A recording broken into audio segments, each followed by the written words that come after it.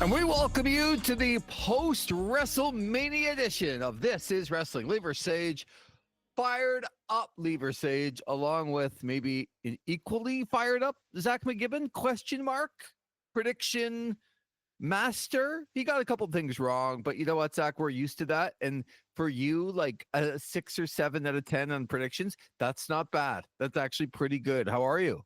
I'm doing pretty good, Lee. I'm pretty sure we had very similar predictions.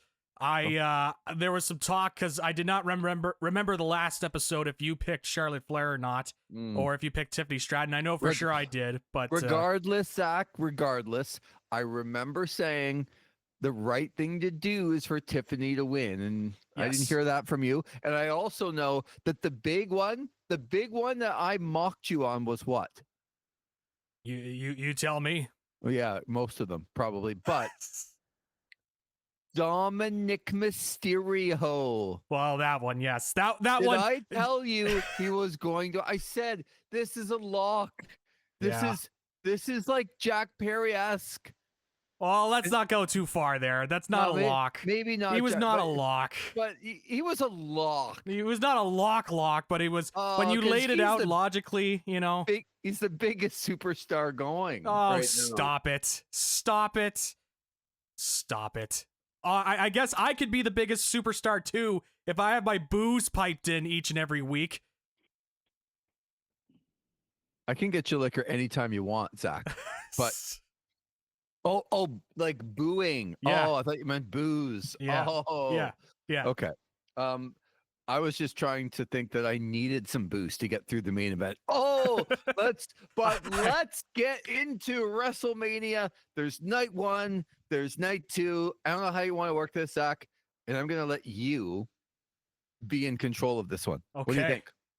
Well, we got to kick off the way that WWE wants to kick off, and that is, of course, Triple H in the ring to kick off the show. What did I say, Lee, in my rant?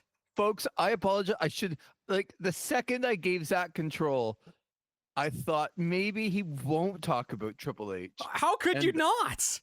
I mean, he was all over the show, especially night 1. Hold on. He was already in the ring? Yes. At the beginning, and we didn't at least get his music and entrance at that point in the evening? We got that later. Well, listen, at the time, I'm like, okay, this is kind of like a half win. He's in the ring, but we didn't get the full entrance. Lee, and I'm like, what did I say? What did I say, Lee? You were right. I said, actually am surprised that they started off with him. I really am. I'm not. You see what he's been talking about? How they've showcased him. He's the biggest push guy in the company. Not Cody, not Bloodline, none of those guys. Not Punk. It's all been Triple H. The opening start, it's him in the ring. You could not have just laid off so that you could get Jey Uso as Pop, and we'll talk about him too later. Because my God, when does it end? When do we stop? When can we stop with Jey Uso, please? Listen to the cry in Zach's voice, and we're just getting going, folks. Oh my God! Okay? But Triple H, he opens up the show, and he has to get the opening pop because he can't help himself. He's got to go out there and get the opening pop. And then I'll just say it right now. Later on, they do the Hall of Fame segment. And what does he get? He gets a full entrance.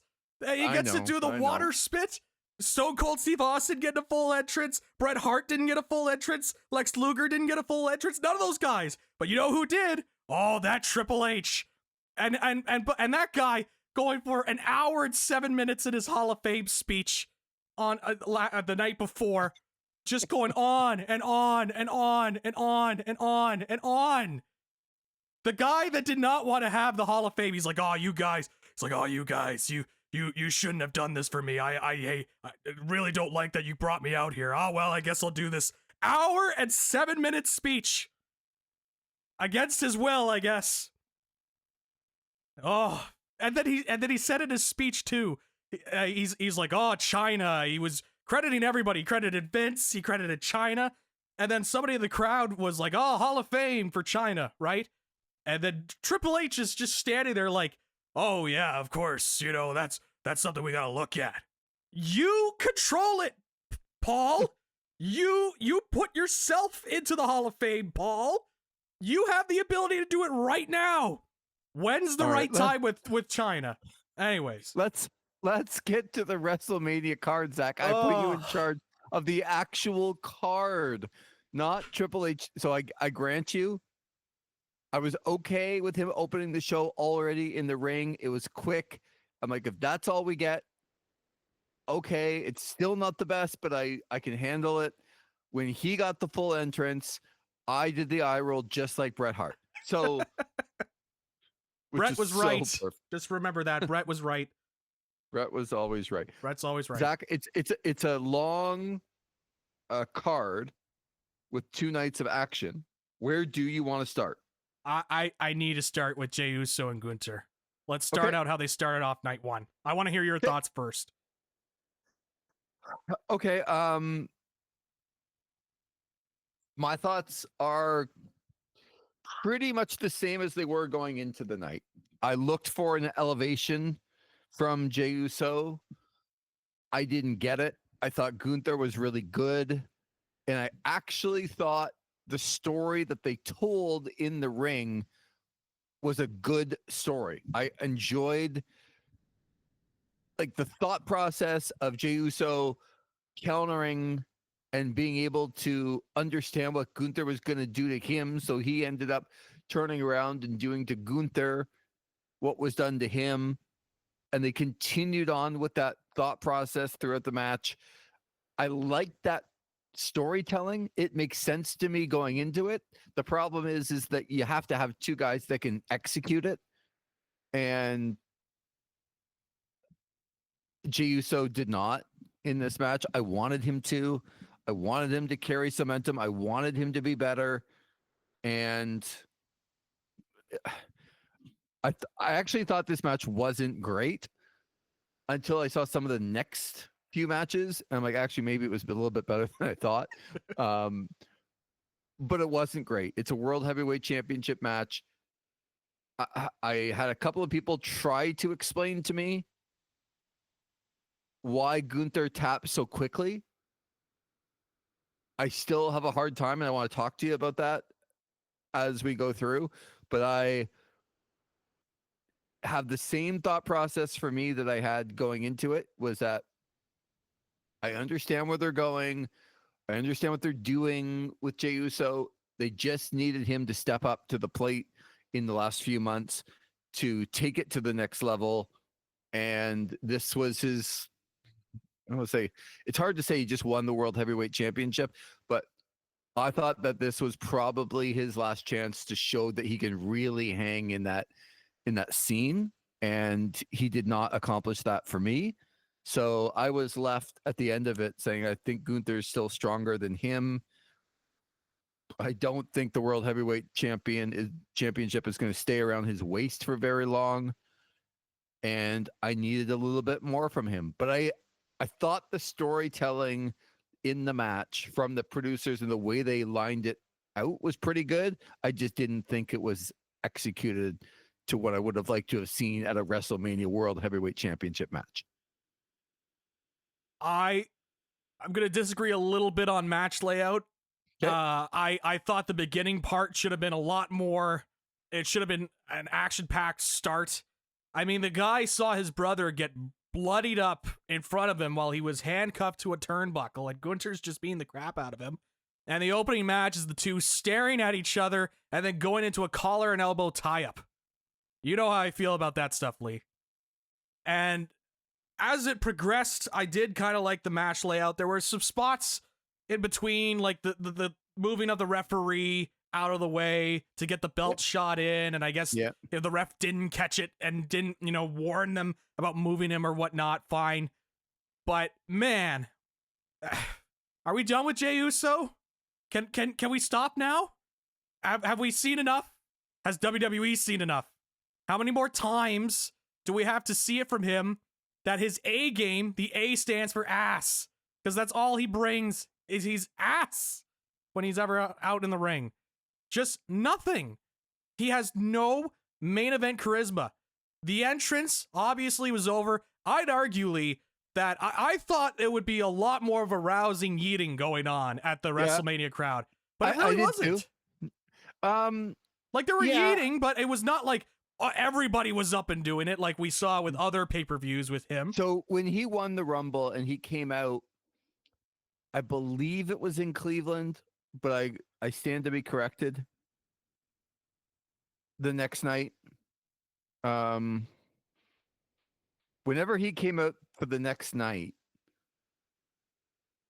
it was incredible when he walked into the ring and the entire crowd and the production and all people. Now, look, they were in a spot where there were 63,000 people and not 17,000. Right. So, yeah, it's going to look a little different, but I do agree with you. I noticed that the crowd was not yeeting like we have seen in other spots. Yes.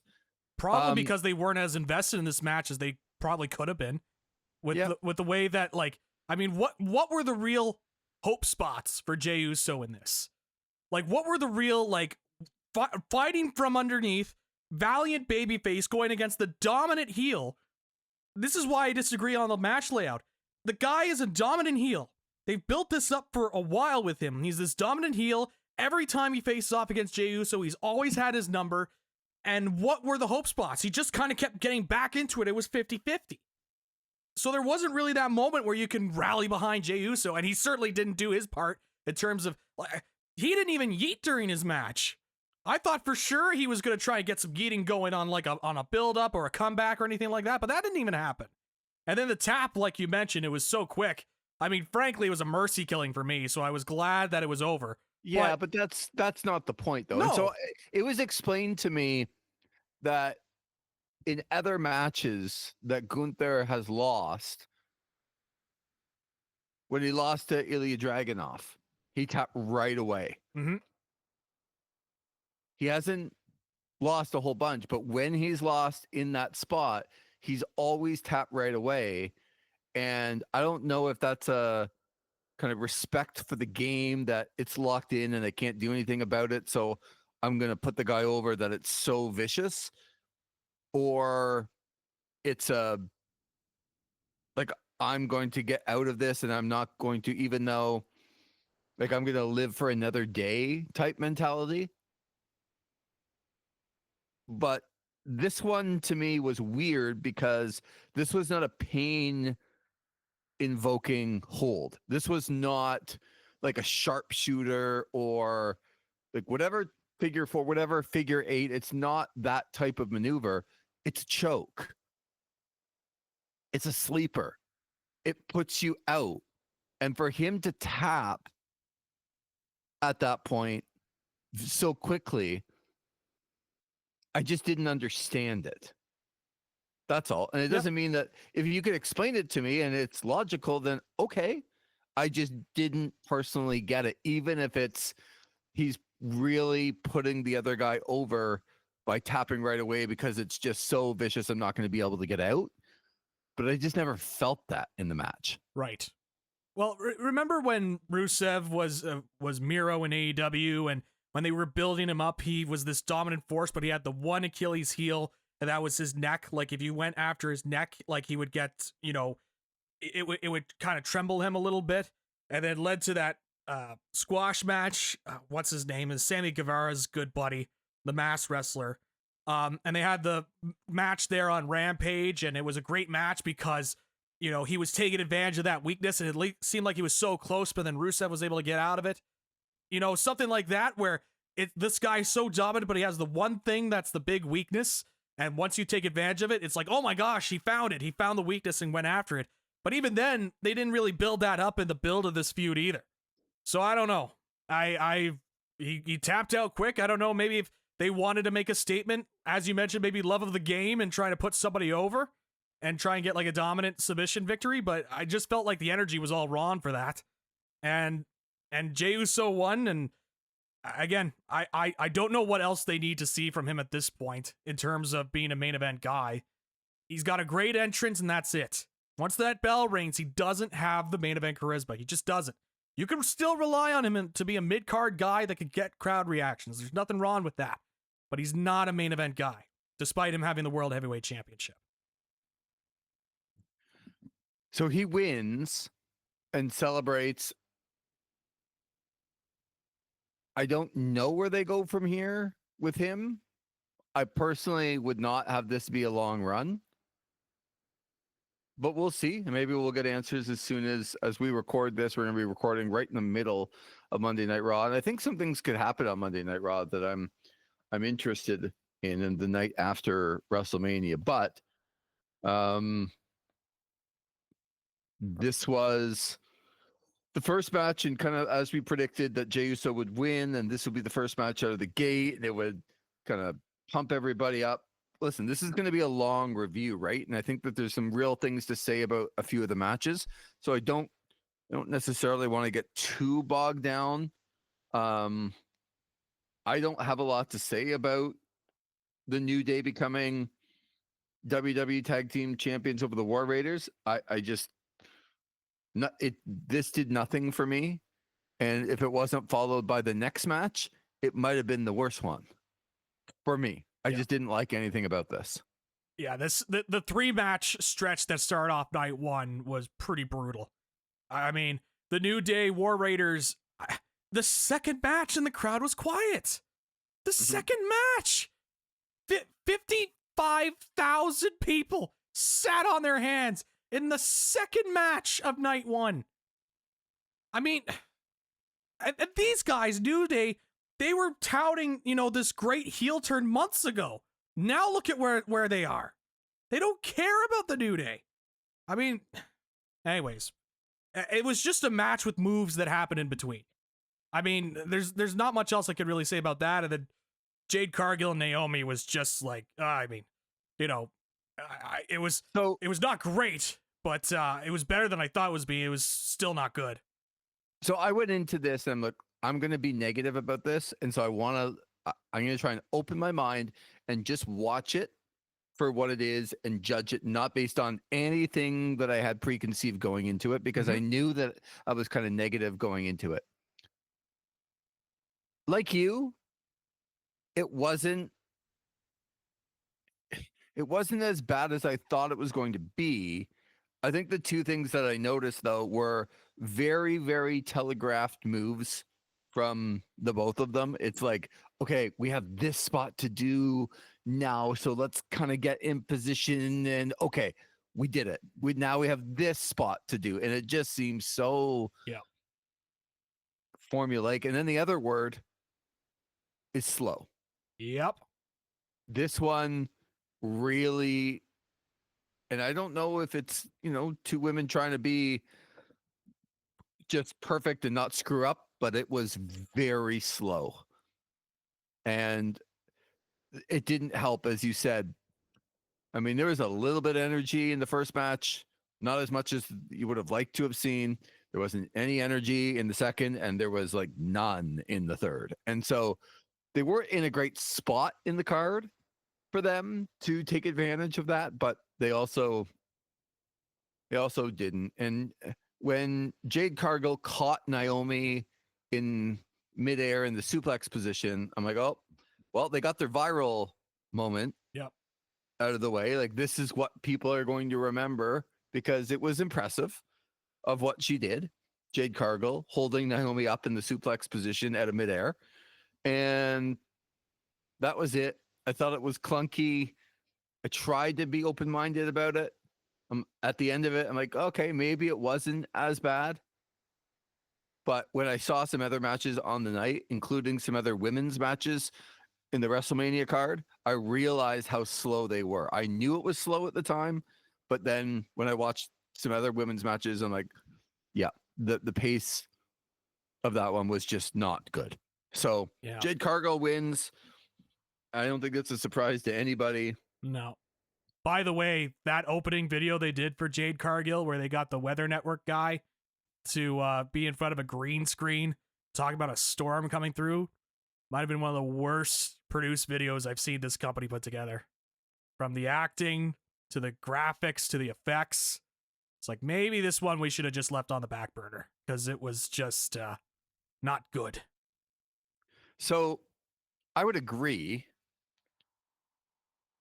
It was actually really bad. It was really bad. But I did think they made up for some production stuff later on, which we'll talk Yes. about. They then went to Jacob Fatu and LA Knight. I'd like to hear what you have to say. I thought this was fine. This was the best match on the show at this point. Man. I thought Jacob Fatu had a nice little showcase. I wish they could have made this a bit quicker and had this be a bit more of a dominant victory for Jacob Fatu instead of having it be back and forth. But for what it was, you got the right person won. I didn't think LA Knight was bad here. I thought he was perfectly capable, a perfectly capable pro wrestler. And I thought Jacob Fatu had a nice little showcase. I'll tell you this, Lee, I was watching this with my brothers. My younger brother is getting back into wrestling. He's been asking me a lot of stuff. My youngest brother hasn't watched wrestling in a long, long time. And so I was interested to hear kind of their reactions. They were big fans of Jacob Fatu. They thought that guy was really cool. So I want to make note of that as well. But I thought it was fun. Yeah, he is really, and I think what you remember about this one again is sort of the athleticism and what he brings. Jacob Fatu is this, there's no one quite like him. Yes. And when people watch, like people like your brothers getting back into wrestling, or even just watching this for the first time and you didn't know anything about the guy, I think you enjoy watching him. And you, crazy athleticism for a big guy, can do some things that other people just can't do. He wins clean, which I thought was important. Yep. And the right winner, the right time, and the guy is going to be a big star because when he gets in the ring with people who can really, really push him and go, he's going to be unbelievable. And I thought LA Knight was fine. What is his finisher again? Whatever he calls it.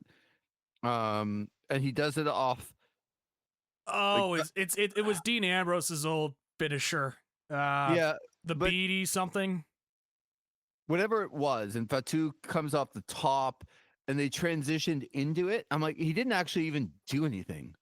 Like Jacob Fatu just hit the mat, and they rolled over like it was the biggest like finisher for LA Knight ever. Like he didn't even touch him. Yeah. The BFT is what it's called.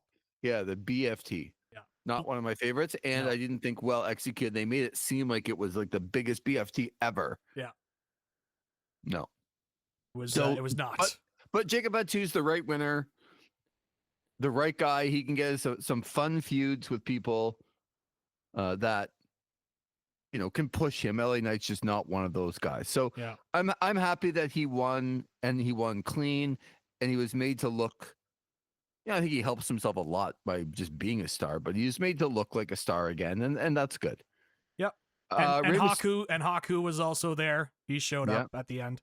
So not the Tonga kid, his dad. It's Haku that they wanted to showcase. Yes. Which is hilarious. No, not the Tonga kid. We want the other Tongan. Give us Haku. Rey Mysterio gets hurt on Friday night, and El Grande Americano ends up facing Rey Fenix in Rey Fenix's debut. And I hated this. So I hated this not because it was horrible. In fact, if I were to compare it to other matches so far, it probably was, I don't know, second best to that point. Yep. But I just hated everything about Rey Fenix coming out. They didn't really have look. Mysterio got hurt, and they put Rey Fenix in. It was a long entrance for him to go down that ramp with not a lot of hoopla. It just seemed ordinary. And then he got in there, and I just didn't like Chad. It's like they had the match with Mysterio ready, and then they just carried it out with Rey Fenix instead. Yep. That's how I felt at the end. Like, did you need to get over this like piece of metal in his mask? And is that how we really wanted to, put Rey Fenix in a WrestleMania spotlight, and that's what you're going to do with him? Like, it was decent because those two are decent, but it wasn't long enough. It wasn't good enough for what they're capable of. And I hated the ending. And it really felt like whatever they were going to do with Mysterio is what they did with Phoenix. And I don't think that's fair. So I actually didn't like this at the end of it because I felt ripped off. I agree. Yeah, I didn't like this finish, and I was kind of left thinking, why wouldn't they put Dragon Lee in this situation instead of Rey Fenix? Because it, like, in my mind, Rey Fenix is the guy that you just bring in. I know he had the match on SmackDown. He's had some other matches, but is this his WrestleMania debut? Isn't he the one you want to protect here? Mm-hmm. And Dragon Lee's been on the roster. I know it's hard to believe, but he has been on this roster, and he's been involved in this story longer than Rey Fenix has. So why not just put Dragon Lee in there? Like, that's what didn't make sense to me. And then, as you mentioned, the match, according to my run sheet, was 7 minutes and 55 seconds, and they did moves, and it didn't get into another gear. And that's also the issue I had with a lot of these matches. It just felt like we were in a gear, and we didn't move up multiple gears. It just we're just cruising along here on WrestleMania 41. And I was hoping for a lot more, especially with the caliber of wrestlers between these two, where like Rey Fenix is one of the best luchadors in all of professional wrestling. And you've got whoever this El Grande Americano guy who stole Chad Gable's moveset out there, whoever it could be, wrestles like Chad Gable, looks like Chad Gable, who's a solid enough wrestler. And I've seen him have big time performances in the past, but it just did not seem to click here, and they just had Rey Fenix lose. It's like, all right, well, you've clearly laid out, WWE, how you view Rey Fenix at the end of this thing. So I'm not going to care about the guy that much, because they just laid it out where he got pinned by, getting some metal or whatnot in El Grande Americano's mask, and then he just took the headbutt and then lost. So, okay, that shows me how you feel about the guy. Great. Good job. And El Grande Americano gets the victory.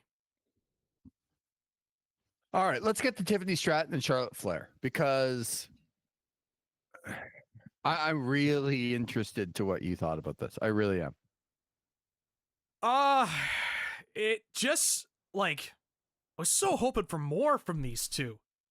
I thought that there was a part of me that's like, maybe Charlotte is just kind of, she's trying to get her groove back. And I think back to the match she had with Rhea Ripley a few years ago at WrestleMania and how that was a very good women's match.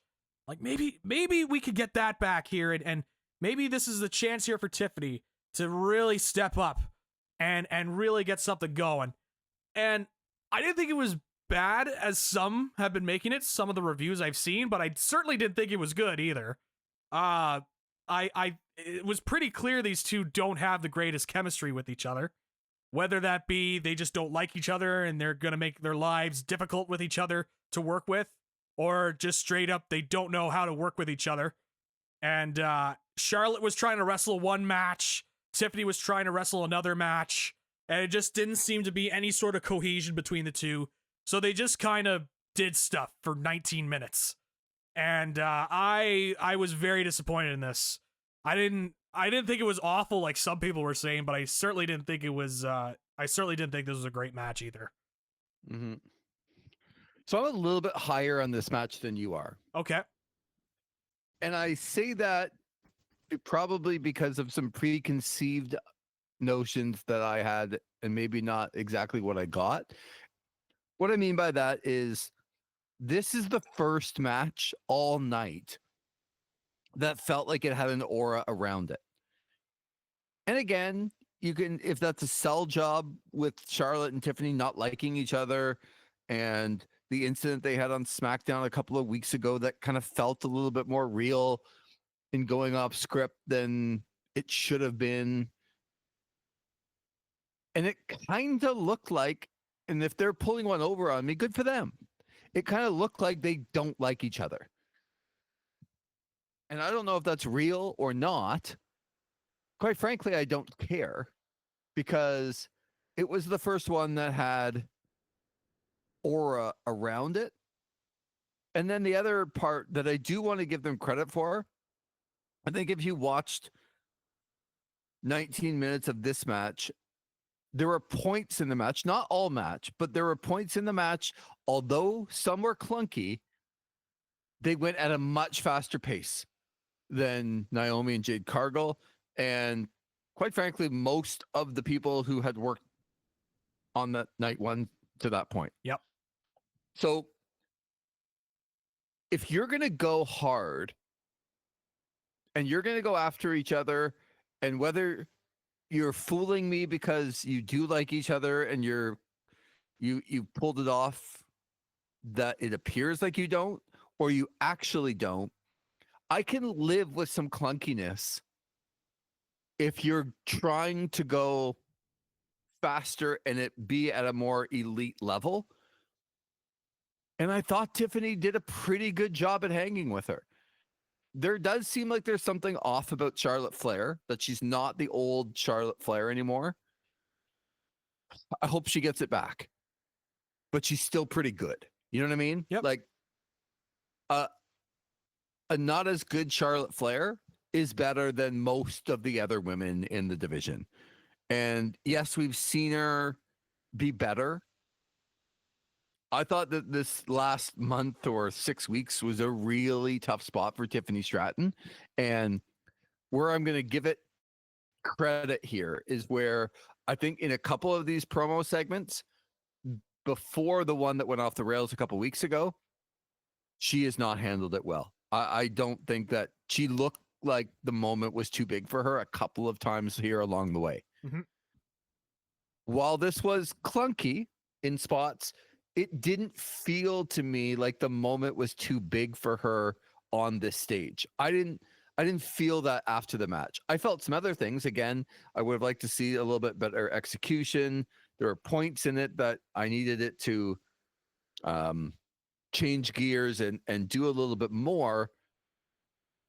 But I didn't feel afterwards that the moment was too big for her.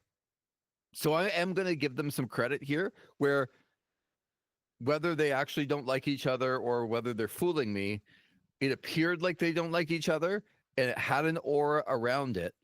And this, to me, just from the bigger picture, the right person won again.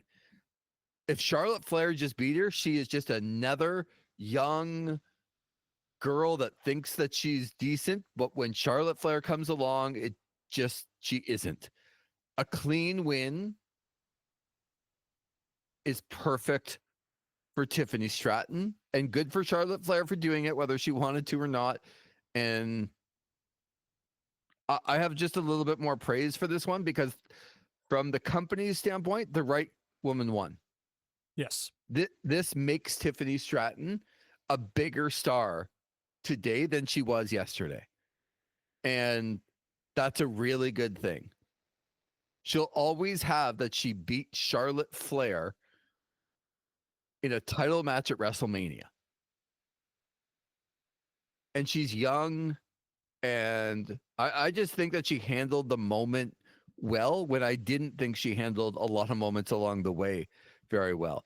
But it's almost as if it got a couple of weeks away from this match.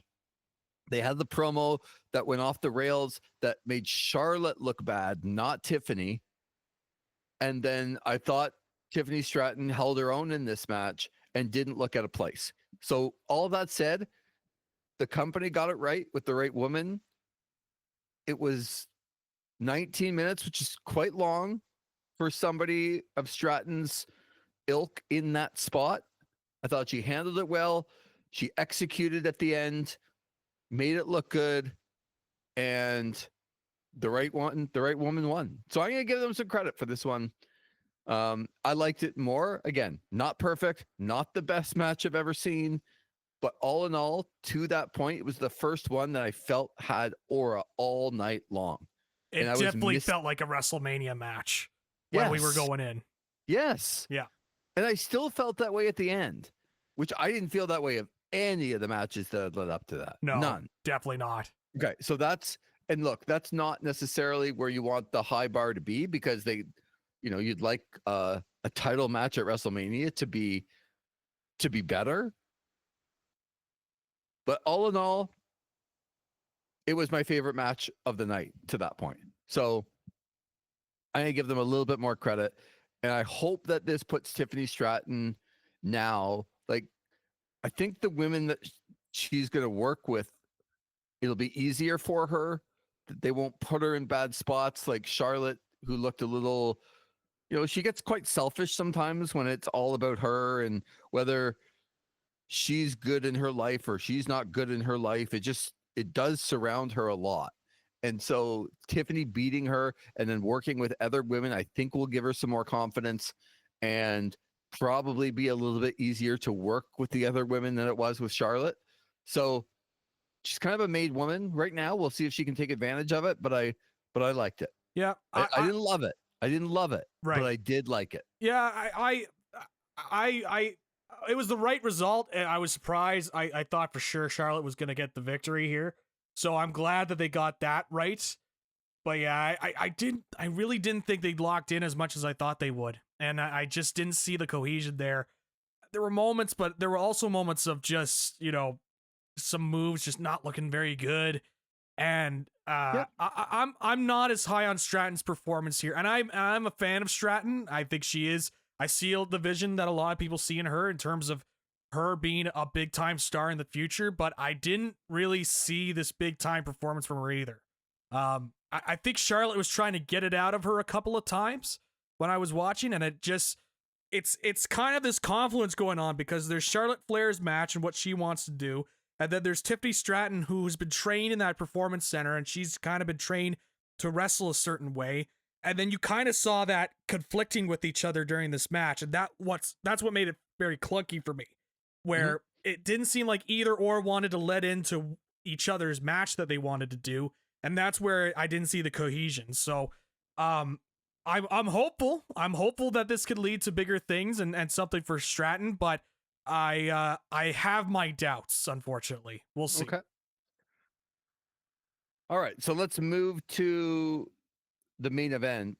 And before we talk about the match between CM Punk, Roman Reigns, and Seth Rollins, I do want to give a couple of nods here. First of all, the video package that recapped the feud of why this match was important and what they did, I thought was one of the best video packages I've ever seen. Wow.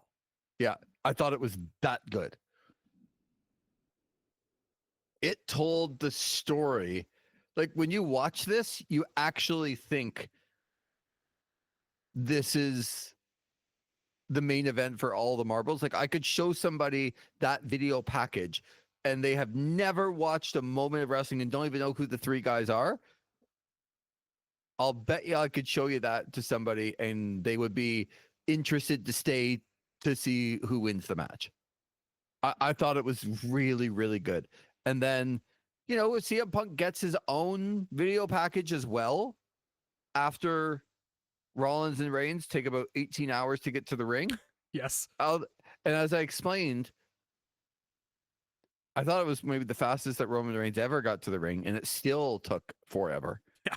Rollins came out with a flamethrower, then the lights cut out, and then he went back at the top of the stage just to do his entrance again. Yep, change. He was angelic at that point. I guess. I thought it was hilarious. It's like, we don't need one, we need two entrances for Seth Rollins because, as you know, Lee, this is a moments company. They love moments and pops and entrances. It's WrestleMania. I know. And it's the entrance to the main three players. Yeah, I know. I'm okay with going over the top.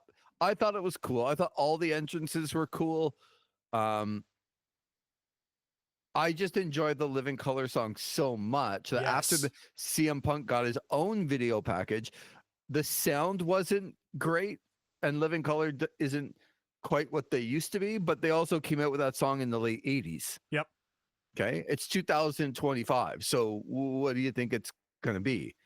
I thought it was a very cool moment for Living Color to be there and Punk to come out to them. And I just, when we got to the bell ringing in this match, Zach, I kind of went, okay, we finally have some pros.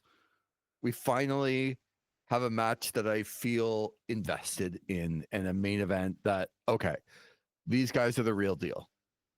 And I look forward to hearing your thoughts about how I mapped this match out entirely to the second of what was going to happen weeks ago. Yep. So I look forward to your recap on my recap.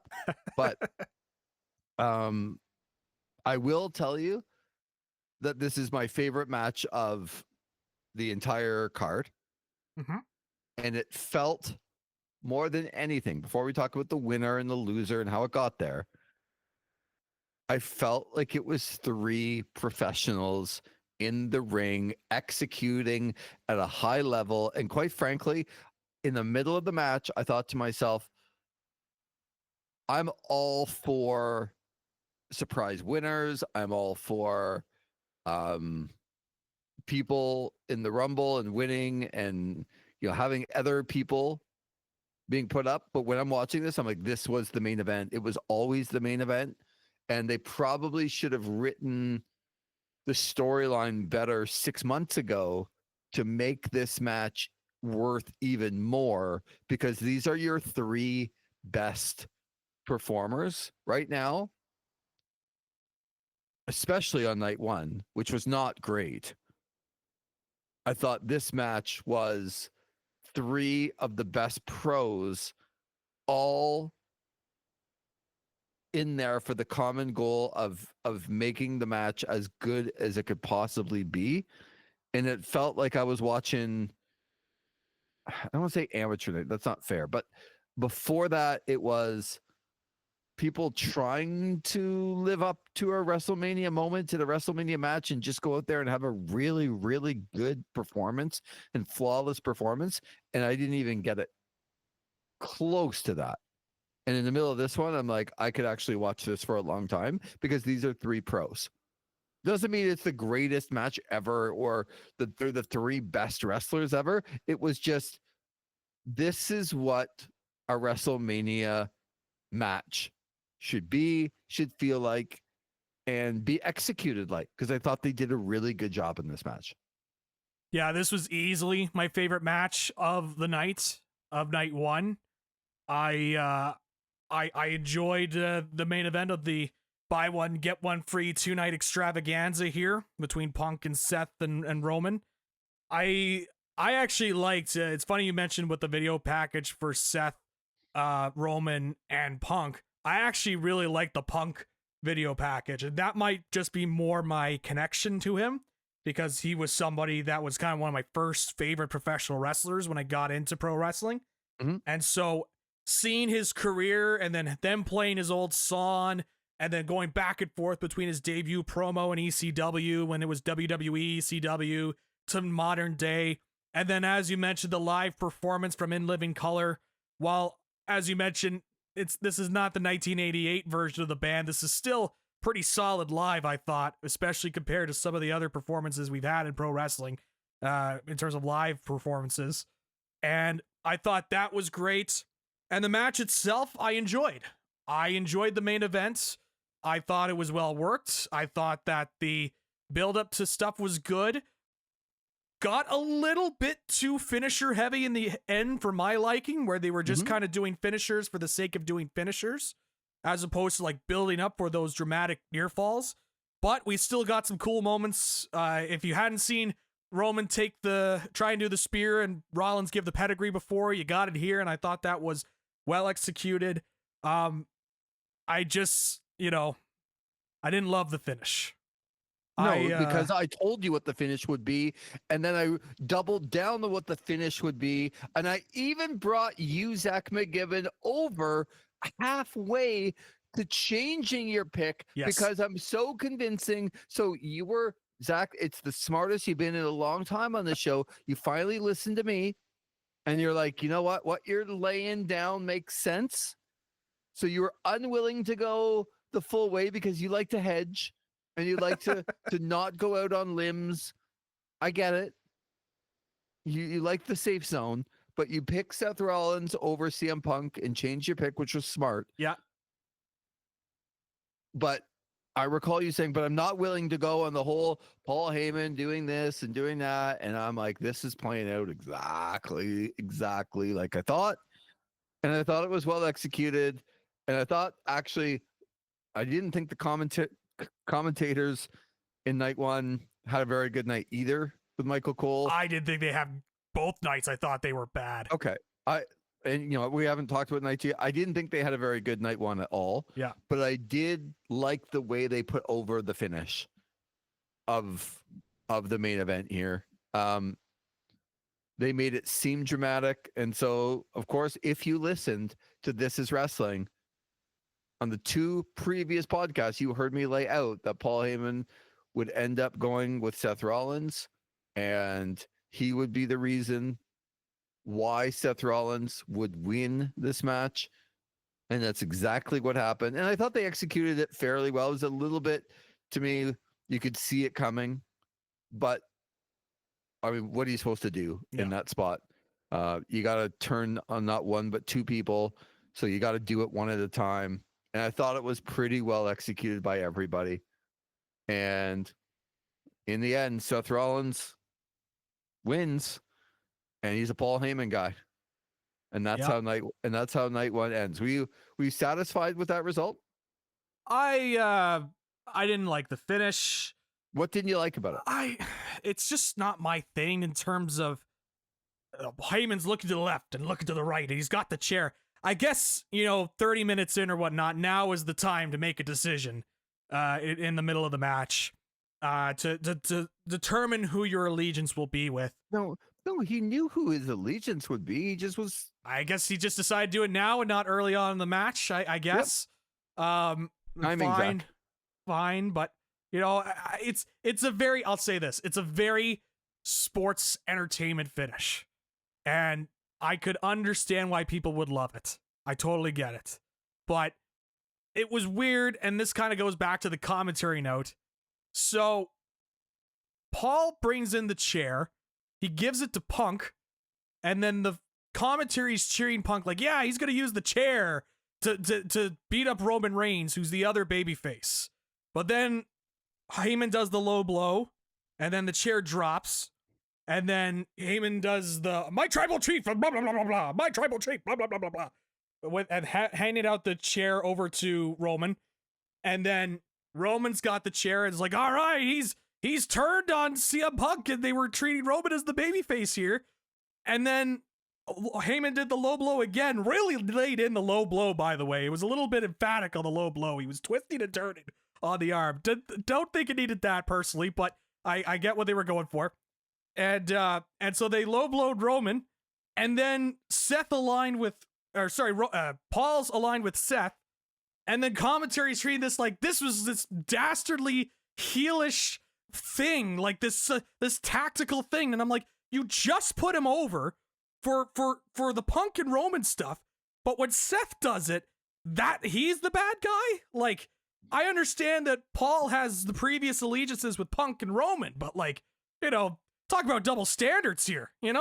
They were cheering that he was loyal to Roman Reigns more than they were cheering what he did. That's weak, personally, but it's pretty weak. You're tough to please. I am. In these spots. Well, I know. I mean, I God forbid I want a little bit of pro wrestling in my pro wrestling show. Oh, listen, you got some pro wrestling, as you said. This is some sports entertainment, yes, but this is a well executed match. No, the match itself was good. I like the match. It's certainly.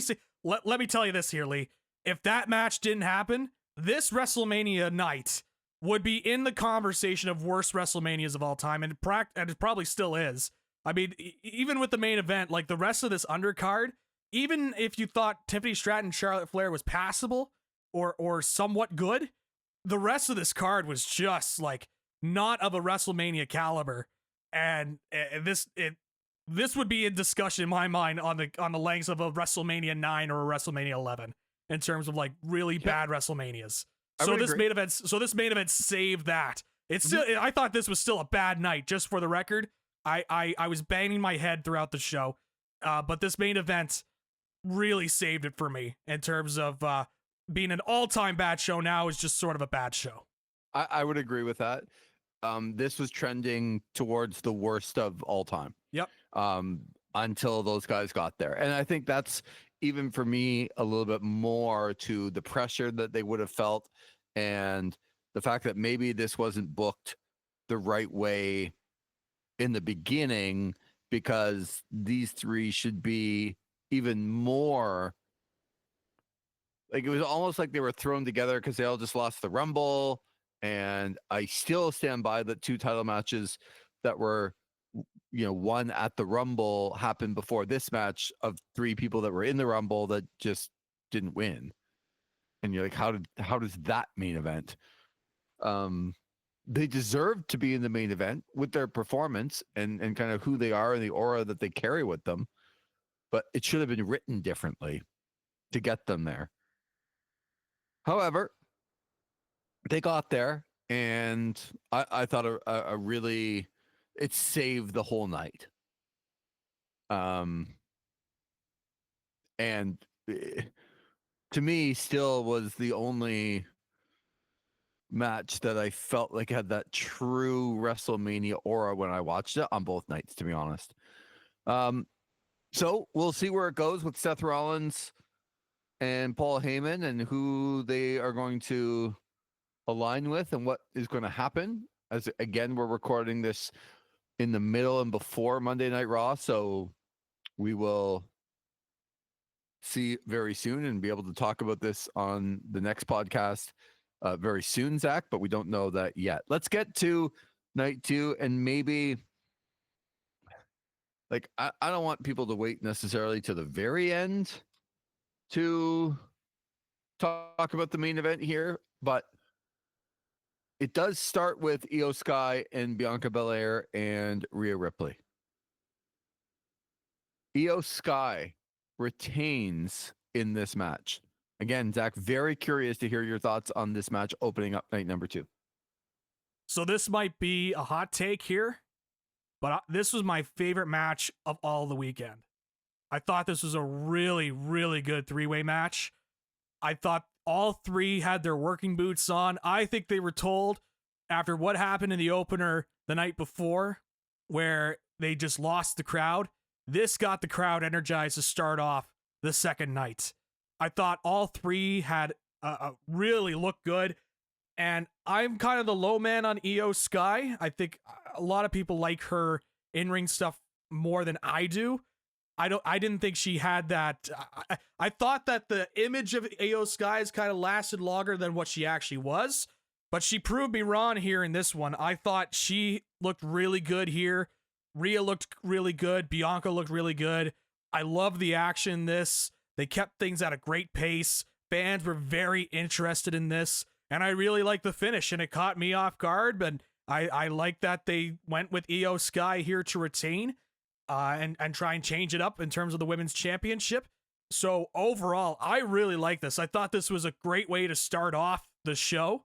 And this was my favorite match of the weekend. I liked it more than the Punk, Rollins, and Roman 3-way personally. I thought this was tremendous. Okay, I did see a lot of that online. I watched this. So I think as far as what the women are capable of, this is a really good display of what, again, I go back to, I thought Tiffany and Charlotte was better than some. And I think if you put Rhea, Bianca, and Io Sky in there, you're not worried about as much clunkiness and work rate. And are they going to be able to live up to the moment? They're just at another level. And it takes me back to, quite frankly, probably every other women's wrestler on the card and on like even, we'll get to Becky Lynch, and I just don't know that other than Tiffany and Charlotte, that there's women that are on the same level as these three. So I thought it was a really great display. It didn't have the same aura for me, and I thought it was really odd. Io Sky was first out.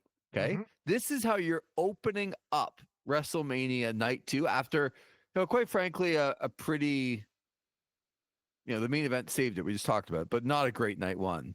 And Io Sky just sort of came to the ring. I'm like, so the champion, gets not a great entrance, and all of a sudden there's all these women out, and Bianca's sister-in-law, and there's women skipping, and there's the whole entrance, and then Rhea comes out, and she always looks like a star. I just didn't understand not doing that for Io as well, but it's a really good match. It's easily my second favorite match of WrestleMania, but it still missed that I guess the aura of it. I was a little surprised that Io won, but as it was pointed out to me, I was watching with our good friend Benjamin, and right away, because we didn't know the results, we were watching a little bit later because of Sens Leafs, but we did not know. And he looks over to me and he's like, Io looks really happy and relaxed. And Bianca kind of looks pissed off. I'm calling it right now. Io's going to win this. I'm like, based on their facial reaction before the bell rings. And he's like, yep. And it kind of happened that way. And I don't know. It just, everything about this was good. I can't fault anybody. It just, so Io retains, and now what? I just wish it was a little bit better written as far as what that means for Io and what that means for Rhea and Bianca, because I don't know. But it was a really good wrestling match. I didn't think it had the same aura as the main event of night number 1, but at least I got 2 back-to-back matches. Yeah, the last one of the first night, first one of the second night, that I thought were much better than anything else that I'd seen so far. So, again, I thought it wasn't my favorite as opposed to the main event of night number 1, but it was still easily the second best one. Drew McIntyre, Damian Priest, Sin City street fight. I think we both picked Drew McIntyre. Drew McIntyre wins. I thought it was a decent finish. I thought it was a cool finish, but not memorable for me. Other than that, you? I agree. Nothing too spectacular here, other than the finish, as you mentioned, with Priest going through the 2 tables and then also the Claymore into the corner. But yeah, it was like, you've seen one WWE street fight / no holds barred / Extreme Rules / name what other stipulation that involves hardcore whatever city weapons. you go to, it's then. That's right. It's a New Orleans street fight. Yeah. It's a Chicago street fight. It's an Ottawa street fight. Just insert the name of the area. In this case, they can make it a little bit different because you could use Sin City in there, right? To really emphasize it. So it was, if you've seen one, plunder match in WWE, you've seen them all. And these guys worked hard. I want to make that clear, but they can only do so much with this sort of match stipulation in WWE, and they did it to the best that they could, and I thought it was fine. The finish was all right, but it was a match. Yeah, so I do want to say, though, one of my favorite spots in a while, and it's not like it's a great spot, but finally, somebody had some common sense, because one of the worst, I don't know how many people do it, but like The Undertaker did it forever, right? Where he gets on the top and he walks the rope with the arm. Yep. And I know like a bunch of wrestlers have done it and think it's cool. And I'm always thinking, why doesn't somebody just, I don't know, move their arm like 2 inches and then the guy will fall off the top rope? But it never happens. And they did it in this match. And he went through 2 tables after Drew McIntyre just sort of pushed him off. And I'm like, yes, finally, somebody just had some common sense. A guy's walking the top rope with my arm. Maybe I'll just move 3 inches and he'll almost die. Yes. I guess Taker just really had that arm wrenched in on the old school move, like just so immobilized, and I can tell you he didn't. But I love this. I love this spot. And again, right winner. Be interesting for me to see what they do with Drew McIntyre. If they're going to form a big stable, which I think is possible, I think he could be in it. There you go. Let's get to the Braun Breaker, Penta, Finn Balor, and my man Dom Dom in a 4-way match for the Intercontinental Championship. This one's going to be difficult to explain to you, Zach, on why Dominic Mysterio was a lock to win this and then won. Protect Braun Breaker. Don't let Braun Breaker take the pin, but have Dom sneak a victory. Get over. He's so over. It's ridiculous. Don't make Penta look awful. Finn can take the pin easily. He'll be okay. And it's exactly the way that this played out. I thought this was a decent 4-way match, and I like what Braun Breaker has done. And I do think even getting the Intercontinental Championship off of him and putting him even further up the card is probably better for him. But I didn't mind this match. I thought this was a good, probably on a card where they're all 5-star matches or like what WrestleMania should be. This probably falls down the card. But because of what we got on both nights, I'd probably call it my 3rd favorite match. I thought it was decent. And to me, again, the right winner won. Dominic Mysterio is your new Intercontinental Champion. And I told you, Zach, and you didn't listen to me. And I told you this. Well, I don't want Dominic Mysterio in there, you know? Yeah. So I know you don't. I ignored it. And I was like, you know what? I think I even said on the show, I said, when you laid it out, it's like, you know what I hate about this? The way that you explained it, it's super logical and I could see it totally happening. And I did not move off of my pick because I did not want to see it happen. Because sick people want to see Dom Mysterio be a champion of any kind in professional wrestling. You all are sick freaks to want to see Dominic Mysterio be a champion. And you all are sick freaks to cheer him. He didn't even get boos. He's supposed to be this. Him. Yeah, he's supposed to get boos. He's over. And they put him in the 4-way, like I said, because you don't want to have him in there doing all these spots because, Lee, he's not a very good wrestler. It's besides the point. He's the new Jey Uso, man. Oh, God, yeah. That's really going to entice me. You know that. So, yeah, he won. It was the same finish as the Women's World title match where it was a moonsault into the pin and then rolling in. Say it with me, Lee. Road agents not talking to each other. Do they not exchange notes, Lee? Like, what's going on? Like, you would think someone say, hey, so the finish of this match, this person's going to do a moonsault and the other person's going to sneak in to get the victory. Maybe don't do that finish. Will that be discussed on that new Netflix show that they announced? Like, will there be a scene going backstage? Which, by the way, they just straight up talked about the writer's room on this show. Vince Russo somewhere saying, yes, this is what I was looking for in pro wrestling, you know? And so will they show that in the Netflix show? Like the road agents being pissed at each other? It's like, come on, man. Like, I did this first. Like, if that's in the show, then you know what? I'm locked in on the Netflix show. But yeah, Dominic Mysterio won. You're all a bunch of sick freaks for wanting this man to be the champion. And you're all a bunch of sick freaks saying that there's more storyline potential to see him and Finn Balor. Despite the fact there are 2 better wrestlers in Braun Breaker and Penta here. You all are a bunch of sick human beings, and now I've got to endure a Dominic Mysterio Intercontinental title reign because life's unfair and then we die.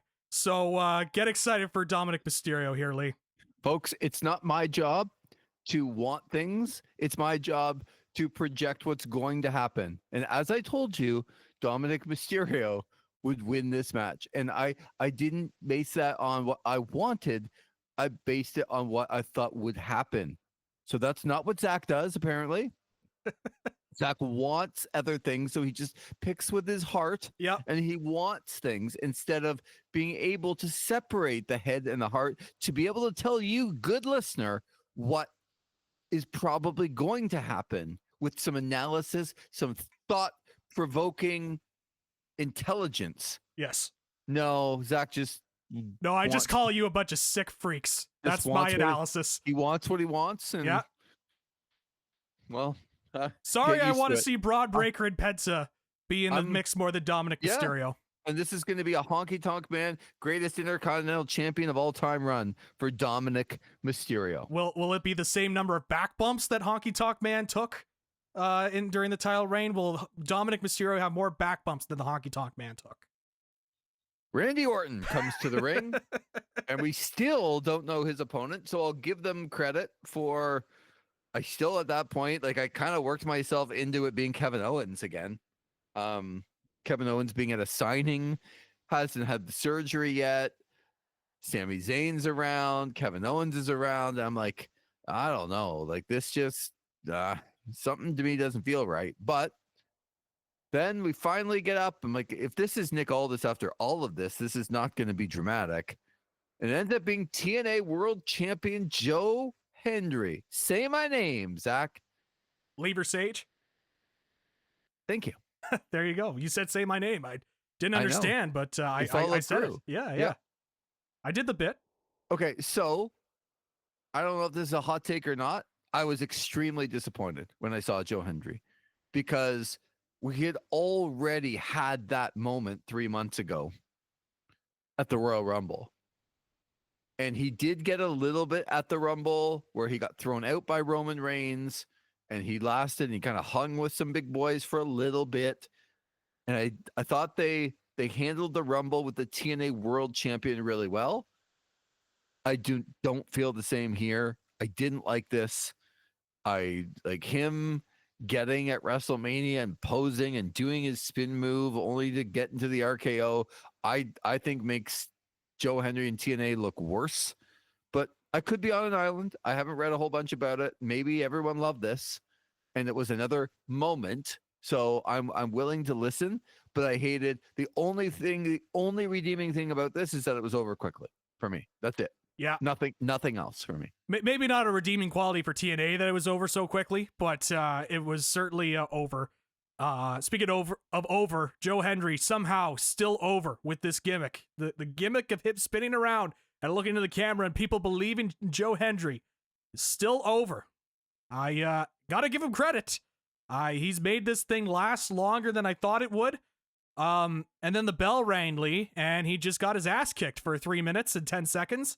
This was my favorite Randy Orton match in years. It was incredibly hilarious. This was comedy wrestling for me, Lee. Because you want to talk about little brothering a promotion in a matter of minutes. There's some WWE fans out there that are trying to tell you that this was a good thing for Joe Hendry. This was a good thing for TNA because they got all this exposure. All these people were watching and they now know who the TNA World Champion is. Lee, how many times have we said just because they show up and they're physically there doesn't mean all these fans are suddenly going to turn into TNA programming?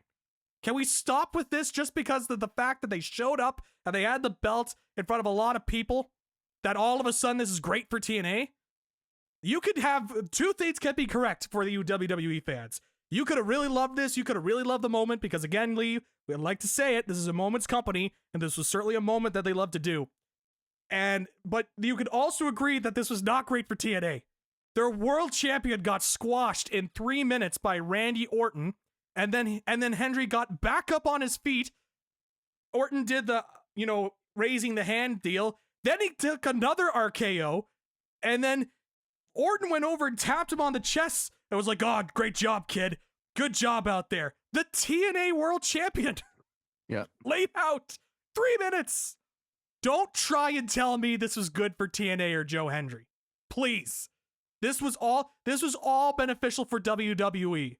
They got their moment of the TNA guys showing up. They got the entrance. They got all the people chanting for Joe Hendry. They got their guy crushing the TNA World Champion. This was worse than Taz and Triple H for the ECW World Championship or whatnot, or when Taz showed up as the ECW World Champion on that episode of SmackDown. This was worse than that, because at least that match was a little bit more competitive.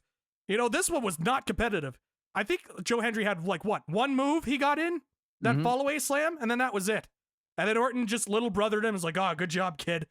Good job, TNA World Champion.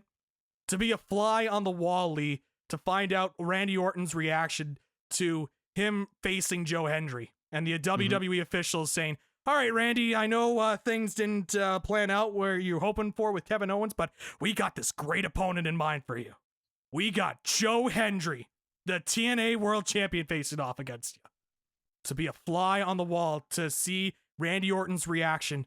Oh, I hope that Netflix crew has that footage. Please have that footage, Netflix. So yeah, this was lackluster for me. I thought this was bad for TNA. Again, don't try and convince me this was good for TNA. It's not. I'm sure Joe Hendry will be on the WWE roster someday, eventually, but TNA is not going to get much out of this. I guarantee you, Lee, not one person in that building, not a single person in that building turned around and said, I gotta watch that TNA wrestling sometime. I gotta see what they've got there, because they treated their champ like a geek. It's classic WWE elitism, trying to show who is the number one company.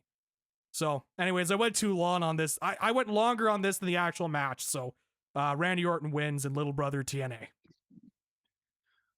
Yeah, I just don't see what it did for TNA or Joe Hendry or anybody. Yeah. Exposure, Lee. Exposure. But they got exposure at the Rumble. Yes. And I didn't even think it was great at the Rumble, but now I look back and go, maybe the Rumble was good for him compared to what this was. Yeah. I don't know. I didn't like this at all. So bad choice. Made him look dumb. But it was a moment, and people are talking about it, so moments. Yeah, Randy Orton's not a top star anyway, no matter what. Nope. I heard you on another podcast, Zach. I actually agreed with you. It was the first time I've ever agreed with you while talking on another podcast. I'm like, yeah, that guy's right. I saw your comments on that video. It made me laugh. Good. Yep. That's because you were preaching at that point. It was good. So let's get quickly, before we get to the main event, to Logan Paul and AJ Styles. Again, right winner. Do nothing for AJ Styles to win this match. Again, I'd like to see a little bit more done creatively now with Logan Paul, but this was good, not great. I thought it might be a little bit better with AJ Styles, but still I look at Logan Paul and go, that guy kind of gets it. And he's still, to me, a talent that I think put some butts in seats. I think he's really good in the ring. I think he's one of those guys that people go to see get punched in the face because of YouTube, because of that look, because of the cockiness, because of, and he's really, really athletic and good, and he's only going to get better. And it was the right winner. I didn't love the match, but it was still the right winner. And it was still okay after I saw Randy Orton and Joe Hendry. I think I'm lower on this match than you are. I didn't think this was very good. I was expecting more from both of these guys, and maybe we're at the stage with AJ Styles. He's had a bunch of WrestleMania matches, and really the only WrestleMania match that sticks out, funny enough, is the Shane McMahon match of all matches. Oh, I totally disagree. What was the other match that I'm missing out on? I think to me, I think the most famous match he's ever had in WWE is the cinematic match with The Undertaker. Oh, well, yeah, the cinematic match. That's true. No, it was awesome. It's what every other cinematic match should have been. Should have been. Yeah. And when I think of AJ Styles in the WWE, it's probably the number one thing that comes to my mind. In an awful, awful, awful WrestleMania. Yes. During COVID, it was like, hey, these guys did this pretty good. Yeah. And for the Undertaker's last match, so I'm going to put that one ahead of yours. Fair enough. You know how I feel about cinematic matches. I was very vocal during that COVID period about having to endure some of those matches, but that was the best one of all the cinematic matches that I recall. So you know what? That's a fair pick. I didn't think about that one. I was thinking in terms of like actual matches. And so that one for me, Shane McMahon was probably the best actual match. But you know, now that you mentioned the cinematic match, that's certainly up there. But this was not in that echelon. I'll say that the Logan Paul match. I was expecting more, and then Karrion Kross showed up, and then he explained the concept of using brass knuckles to AJ Styles by also calling him by his real name, Alan. Alan, you got to use the brass knucks. Come on, Alan, you got to do. Alan, come on, Alan. You got to put the brass knucks over your knuckles, and then you got to punch him out. Right.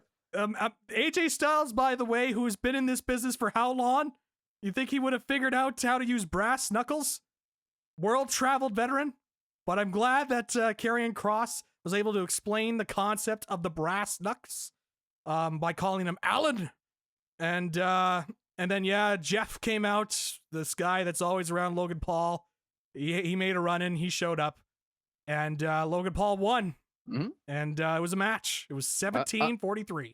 I like Karrion Kross, so I really do. And he cut, we'll talk, I think, on our next episode about some things away from the card, because we do need to get to the main event here. But I think two things before we get to the main event that we will talk about is, Karrion Kross's promo after WrestleMania and where that leads to, because he had one of those Miz going off, like swearing, telling truths.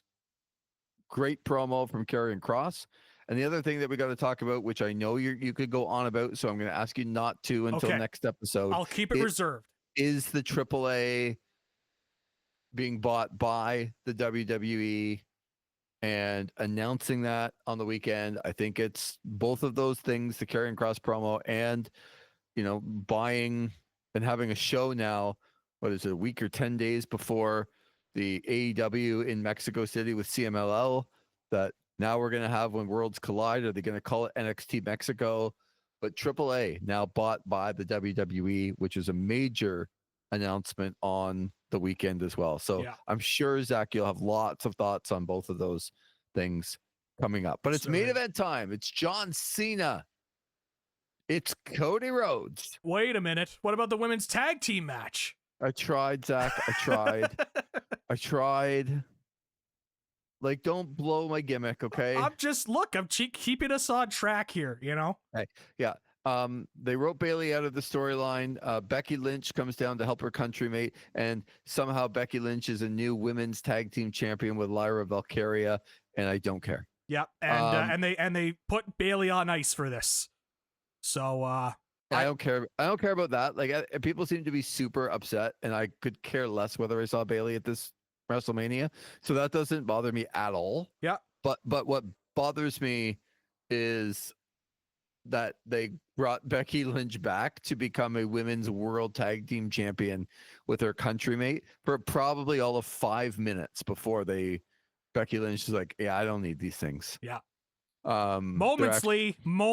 They're actually a hindrance to everyone's career. So I'm just going to get rid of them, and I'll probably turn on Lyra and become a bad woman real quick and whatever. Like, I just don't care. But yes, you're right, Zach. A match happened. Yeah. And we crowned new women's tag team champions. Yeah. Moments, Lee. You got to think moments, what a big moment this is. Becky Lynch returning, helping out her fellow countrywoman, and being able to win the women's tag team championship over Liv Morgan, Raquel Rodriguez. Moments, so many moments. Okay, let's get to the main event, and maybe there are more moments to talk about. Oh, yes. Okay, John Cena, Cody Rhodes for the undisputed, except we had a world title match earlier. Correct. Undisputed WWE Championship. There's so much to say about this.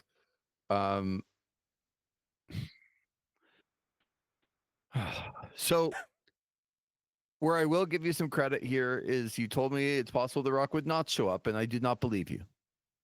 And I said, Zach, that The Rock would show up. In fact, I might have even said that if The Rock doesn't show up, I would say some things. Yes. So let's for the first time, I think in the next month, Zach, Yes. Zach, you listening to me earlier in the WrestleMania predictions card makes you the smartest person in the history of professional wrestling, as a commentator, as a journalist, as somebody that understands the business. You might be the smartest that's ever come along. And I want people to know that. Okay. Sorry, my mic was off.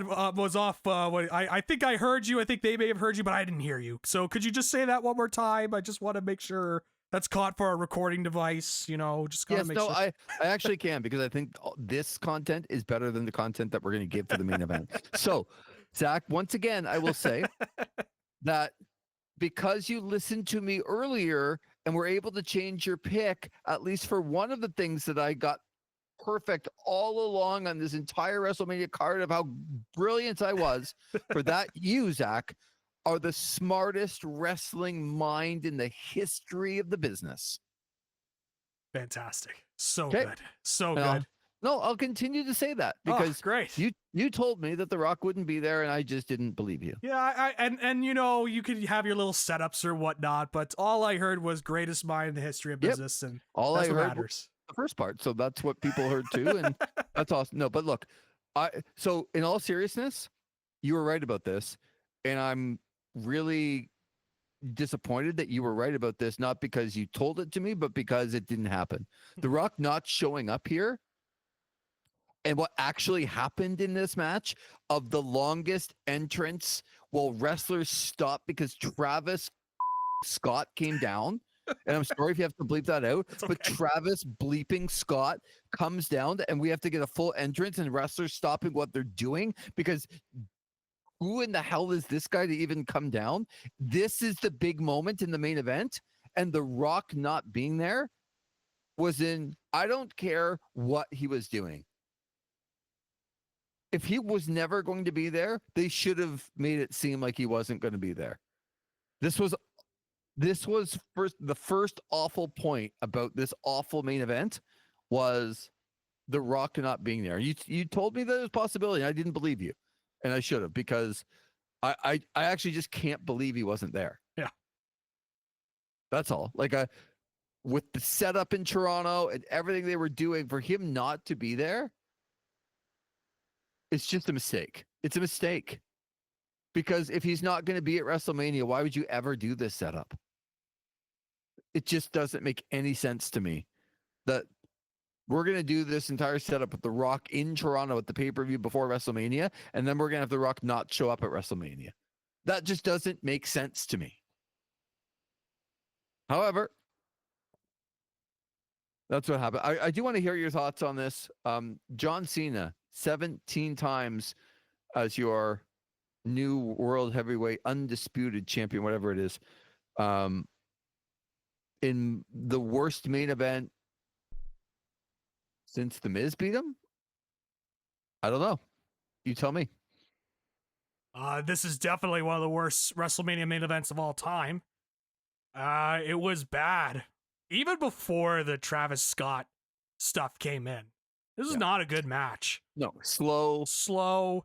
John Cena is shot. Like, he is, like, we all knew this, but we, like, really knew it at this point, right? Like, this was an opportunity for Cena to say, hey, I'm going to turn back the clock. I've got a guy in Cody Rhodes who I know is a capable pro wrestler that could do the things needed to make this a good match, but Cena can't go anymore. Some of those bumps that he took, Lee, were rough. The back bumps that he took from the shoulder tackle was rough. He was trying, and the thing was, he was trying. But boy, he is not the John Cena of 2015, the John Cena that I saw have incredible matches with Kevin Owens and had that fun match with Sami Zayn before Sami Zayn tore his rotator cuff in Montreal. You know, this is not the same guy. This is far from it.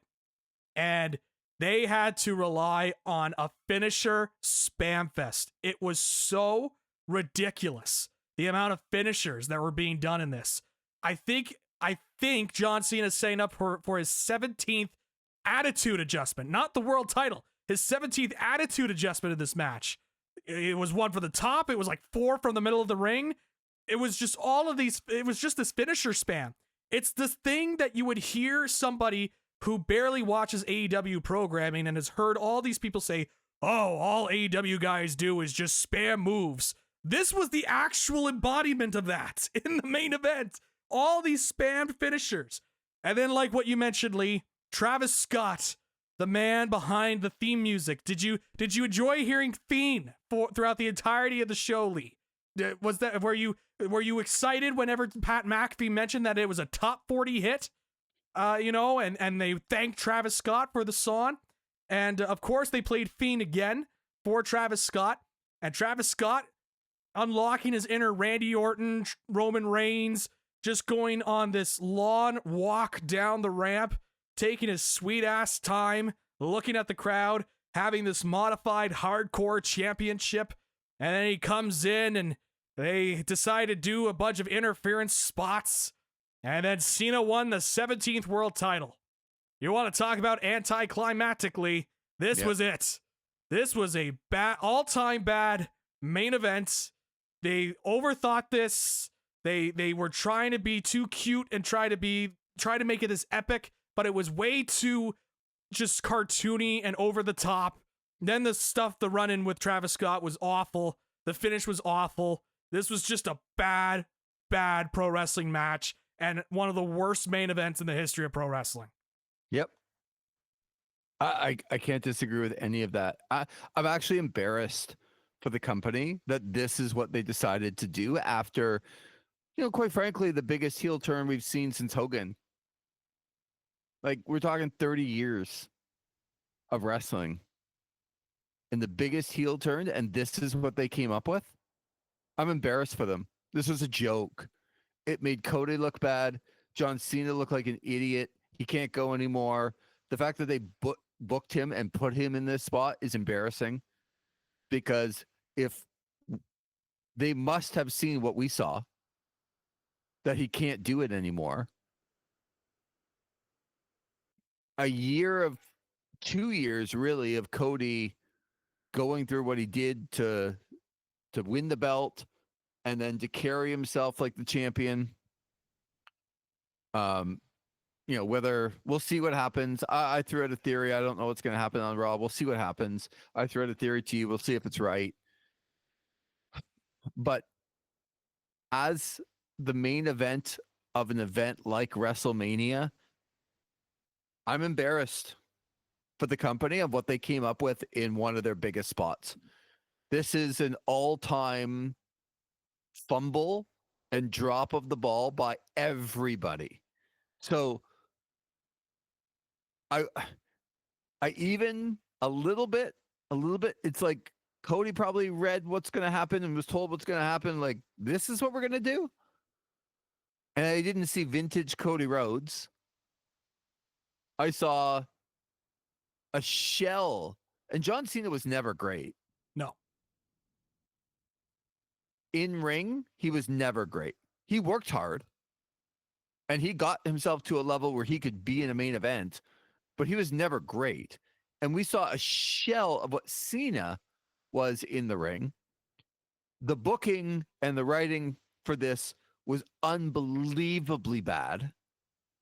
The Travis Scott thing, I can't even put into words how bad it was and how embarrassing it was to have this happen in the middle of the match. And this is where I will be critical of your guy. He's in charge. And I don't care if The Rock's really in charge or whatever. You got to make this better. Yep. You want to be the big man on campus? You're going to be judged. It's like when teams get to the playoffs or when teams in their biggest moments, that's when you're judged. You're not judged on the fact that 3 pros or 4 pros with Paul Heyman came to the ring on Saturday night and threw out a main event that was really good. That's more on them than it is on you, because you didn't even tell us what the match was worth. Nothing. Just 0. This is what we judge you on. And it's fair to judge other companies. You want to judge New Japan?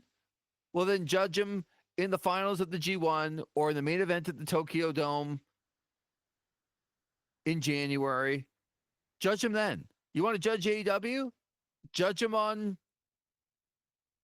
the main event of All In, the main event of their biggest shows. That's what you judge the head people on. Yep. And what I'm judging Paul Levesque on now is the worst main event.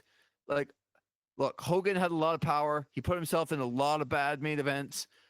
It's hard to even compare when you go back to, Hogan, Bundy was bad. And I thought Hogan Savage was terrible in WrestleMania 5. And like, just some really bad stuff. WrestleMania 9 was a joke in some of the main events, but this is an all-timer. This is as bad as it ever gets. For what? For like, this was your big idea? This is your big idea of turning John Cena heel for him to accomplish this? And make your whole company look bad? You find me somebody who thought that match was worthy of a main event at WrestleMania, and I'll tell you that they should never be a wrestling fan. It's just such a black eye to what we expect and what we want and deserve. People paid thousands and thousands and thousands of dollars to be there. And that's what you gave them? Embarrassing. The Rock not being there? Embarrassing. Your idea of Travis Scott coming in the middle? Embarrassing. Putting John Cena in that spot? Embarrassing. Cena himself agreeing to that? Embarrassing. Ego-driven? Embarrassing. Hated it. This will be a tough one for me to get past, Zach. I don't disagree. I'm glad you said all that stuff about Triple H, because I already see blame being assigned to The Rock. And I'm not saying he deserves zero of the blame, because he deserves blame for inserting himself into the story and getting himself involved with a big heel turn. But at the end of the day, Triple H is the head of creative. However, whatever sort of title he wants to assign himself, Chief Content Officer, greatest wrestler ever, I don't care what his title is. He is the guy that makes the decisions when it comes to booking. They knew that there was the possibility that Rock wouldn't be able to show up at WrestleMania. They knew that. Yep. You have to adjust. It's no different from when someone gets injured and you have to adjust from there. We saw it with Kevin Owens. We saw how they were able to adjust. Not how I would view it, but for the WWE audience, they loved seeing Joe Hendry against Randy Orton because they got to see Joe Hendry and his entrance in front of a WrestleMania crowd. You can adjust, and you have to adjust when it comes to this main event. So I don't want to hear about The Rock. I don't want to hear about all this. At the end of the day, this goes on the feet of Triple H. I said it with Tony Khan. When Tony Khan made these bad booking decisions and you had all these people saying, oh, like I go back to the stuff with Punk and Moxley when Punk was in AEW. And you had, all this bickering going back and forth and Punk not being able to work with the Bucks and whatnot. At the end of the day, that goes back to Tony Khan for not being able to handle that situation properly. It goes back to them. And in this case, it goes back to Hunter, Paul Levesque. It goes back to him. So I don't want to hear any sort of excuses. I think, I think there's a broader power play going on here between Rock and Triple H. I mentioned with the Hall of Fame speech, Triple H didn't mention The Rock one time in his hour and 7-long speech. There's a power play going on here, and they're going to go back and forth. And so you're going to see, them try to push off the blame like, well, we couldn't have The Rock, and so this is what we were able to come up with. This is what you were able to come up with in a WrestleMania main event, and you had a few weeks to adjust, knowing the possibility that The Rock wasn't going to be there? I don't want to hear it. This lies on Paul Levesque and his booking. End of story. So I would look at it a little bit differently when I would say there's a classic, a good friend who I worked with for a long time, Ian Mendez. He loved the blame pies. Yes. When something bad would happen, he would cook up a blame pie and assign percentages and slices of this pie, basically 100% pie. Let's who deserves more of the blame and how much blame does everyone deserve? I would definitely put some of this on The Rock. Yep. I would put maybe 10% on The Rock, because I think he inserted himself, like you said, and I think he probably knew, like, he didn't know yesterday, the day before, that he couldn't be at WrestleMania. So inserting himself in a spot where he knew he couldn't be there and basically would tell other people to just adjust to it, that's not right. So I'm going to give him 10%. I'm going to give John Cena probably 20% of this, because John Cena's ego allowed him to be put in a spot where we had to watch one of the worst main events of all time because he couldn't go. He should have been more either prepared. If you're in a main event spot, it's your job to go out and deliver. I don't care what somebody asks you to do. You're in the main event of the biggest show. It's your job to be ready for it. He didn't look ready to me. He looked jacked, but he didn't look ready. So I'm going to give him 20% because I think he could have had the sway and the influence to kind of change some things too, to make it different. But I'm going to give 70% of this to Paul Levesque, because he is way more responsible than everybody else for ultimately giving us the product that he is in charge of. The buck stops with him when it comes to what he laid out for us to watch. And it was embarrassing. It was embarrassing. I hate talking like that about WrestleMania. It's embarrassing. And then I go back to how good Roman and Seth and CM Punk was when they just kind of, hey, go work with Paul Heyman and let's figure something out to make this really good. It had the aura of a main event. And this one did not. It was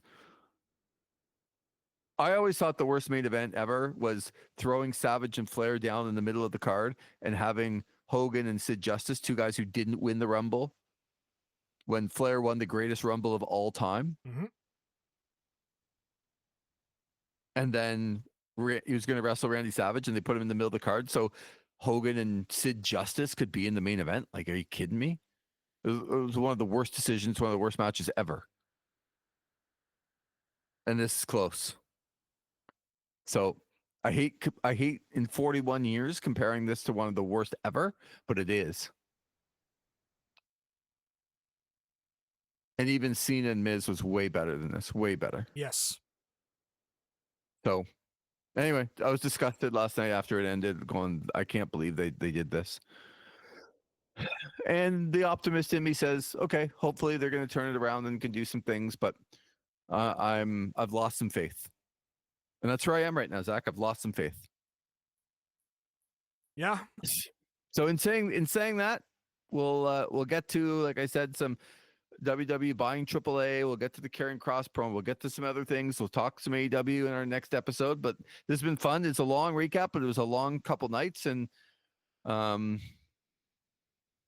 some good, but mostly I would say.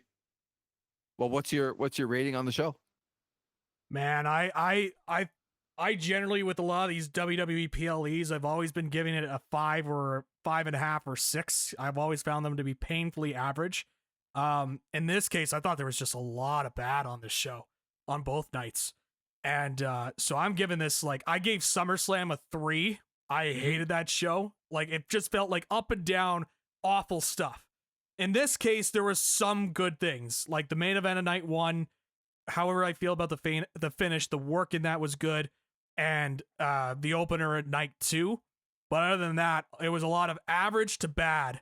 And so I'm going to give this around, like, I'm not giving this a passing grade. I'm hovering around like a 4, 4.5. Yep.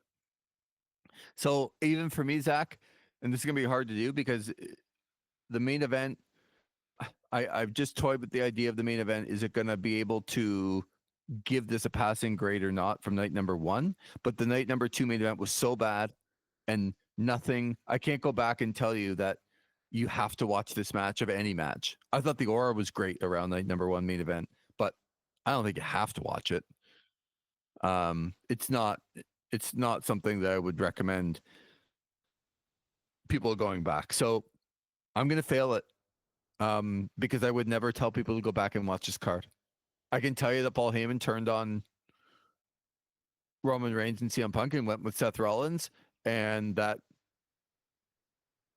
Io Sky and Bianca Belair and Rhea Ripley had a decent match. And, Tiffany beat Charlotte. Bit of a surprise there. It was okay. Other than that, it was horrible. I wanted to like this a lot, and I'm going to give it a 4.9 because I'm going to fail it. Boom. Yeah, and that's where we are. Yeah, it was not a good. It was not good. It was just not a good show. It wasn't.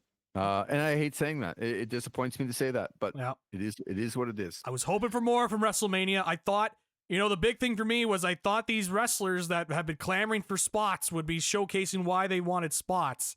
Yeah. And we didn't get that. So,